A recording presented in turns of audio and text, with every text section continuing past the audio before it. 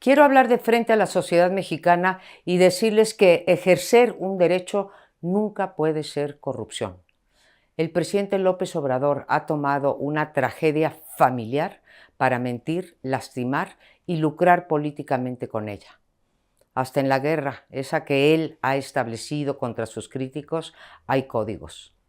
No soy una corrupta como él afirma y por eso no voy a guardar silencio. Aclaro que, contrario a lo que afirman el director de Pemex y el propio presidente, no cometí el acto de corrupción del que me acusaron a raíz de la trágica muerte de mi esposo y padre de mis hijos hace casi 20 años.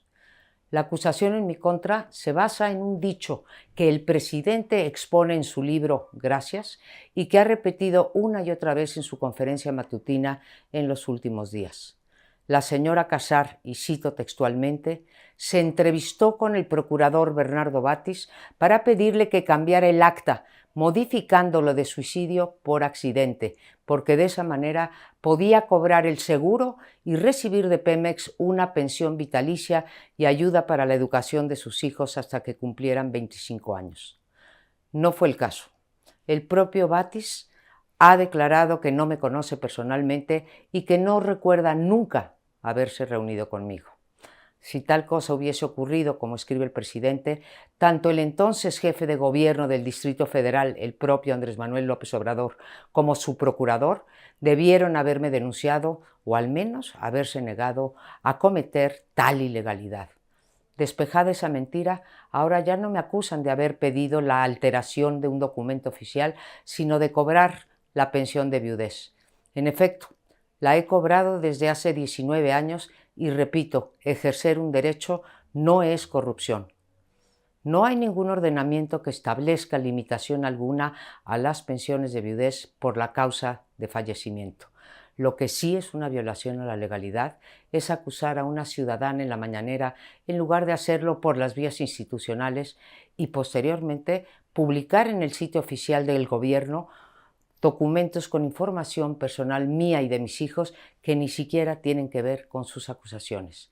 Ello es una violación flagrante a la ley de datos personales y al derecho a la privacidad. Falso que con la acusación que se hace en contra mía se intente combatir la corrupción. El presidente prefirió la hoguera mediática sin pruebas que los cauces legales. Sí, el presidente. Repito, con un caso particularmente doloroso, trataron de desprestigiarnos y amedrentarnos a mí, a mi familia y a Mexicanos contra la corrupción y la impunidad. ¿Por qué? Porque hemos denunciado con evidencia en la mano cientos de actos de corrupción sin importar quién los haya cometido.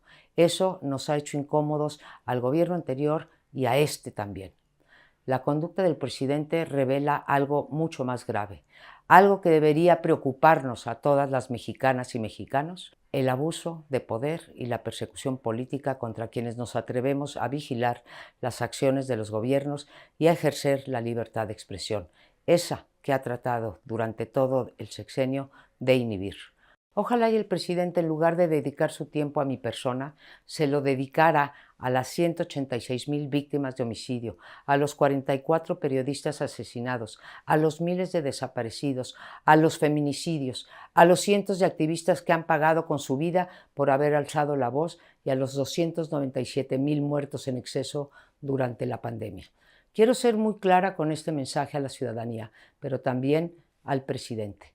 Ni yo, ni Mexicanos contra la corrupción y la impunidad daremos un paso atrás ante sus ataques y sus mentiras. Por último, agradezco las muchas muestras de apoyo, de cariño, de solidaridad recibidas y hago un llamado a todos los mexicanos y mexicanas que están cansados y hartos de la corrupción. Sí hay de otra. Sí podemos ser un país sin corrupción. Sí podemos ser un país sin impunidad y un país con Estado de Derecho. Y esto no depende de una persona o de un partido o de una organización, depende de todas y todos nosotros. No daremos ni un paso atrás, sabemos que México nos necesita.